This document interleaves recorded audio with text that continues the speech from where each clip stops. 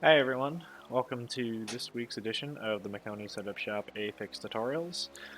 This week we're at the Daytona International Speedway to start the 2024 season.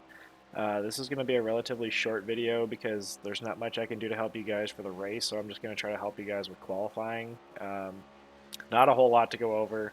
Um, I, there's a Daytona video from last year. Pretty much the same thing, not a whole lot's changed, but we're just going to go over this one again. This run here, you can see is my fastest run. It's fourth gear. Uh, it's definitely faster than fifth gear. Fifth gear is just too bogged down. You barely get over 8,000 RPM, so having the higher RPM is better for the fixed setup. Ideally, you want to be around that 8,300 RPM range. That's where you get your max power. Uh, Fifth gear just doesn't get anywhere close, so it just kind of bogs down the straightaway. Uh, Getting off of pit road, you want to be as smooth as possible. You don't want to scrub the tires or put any extra heat into them. Getting up to speed, you want to stay about a car length off the wall at least, and then it's all about just being smooth. Um, Here at Daytona, the more wheel input you have, the more speed you're going to scrub. Okay, you're just trying to be as smooth as possible, wrapping the line. There's not a whole lot to it. It's just a matter of being smooth, hitting your shifts right, not over revving, not spinning the tires. Yes, cutting the apron is faster. Okay.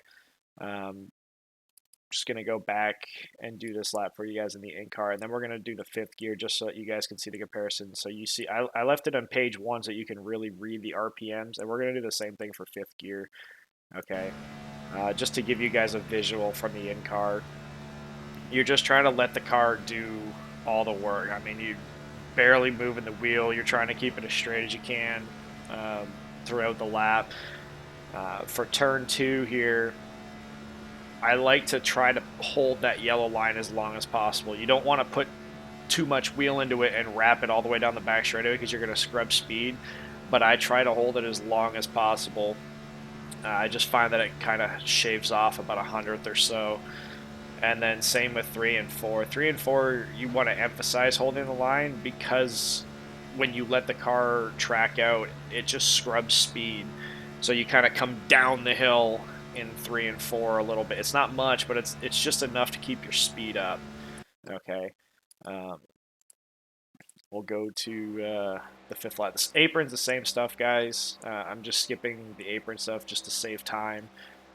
Getting up to speed is no different, no matter what gear you're in. The only difference is if I don't recommend doing a fifth gear because it's not faster, but if for whatever reason you want to do fifth gear, I'm just shifting into fifth, going into three and four once I've left pit road.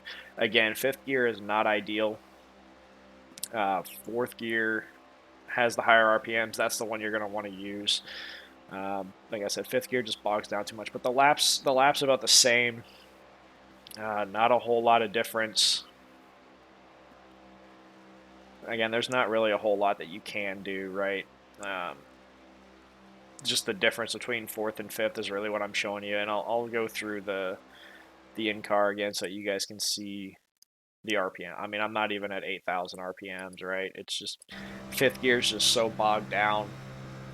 In the race, however, you're going to be in fifth gear constantly because the speed of the draft, you're going to be 190 to 200 miles an hour the entire time. Fourth gear is not what you're going to be using in the race. It will be fifth gear. You just qualify in fourth, right? Track position here is everything. Okay, I know Daytona, you think super speedway, draft, track position shouldn't really matter.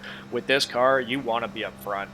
When you're up front, you have a better chance of missing the chaos, and when they start getting three wide in these things, the track gets blocked really easily. The other thing is, I'm sure you guys have been watching the podium races as well because they run the fixed setup. The top has been pretty dominant. Okay, so when you're racing, I think the race is going to determine what line you want to be in. Okay, an organized line on the bottom I think is better than just being up top, but the top is so strong that you're going to see people want to go to the top. Okay, and once the top has a lot of numbers, you want to get up. If you're at the front of the pack, you have a better chance of getting up. If you're mid pack and everybody starts getting up and you're late, you're going straight to the back and you're going to have a hard time keeping the draft unless there's already somebody back there that can pick you up and try to push you up to catch the tail of the pack. Okay. Um, Again, with all the wall proximity stuff, there's no need to run inches from the wall. Okay. As long as you're running about a half a car length down, nobody's going to get to your outside. Nobody's going to force you out of line. Okay.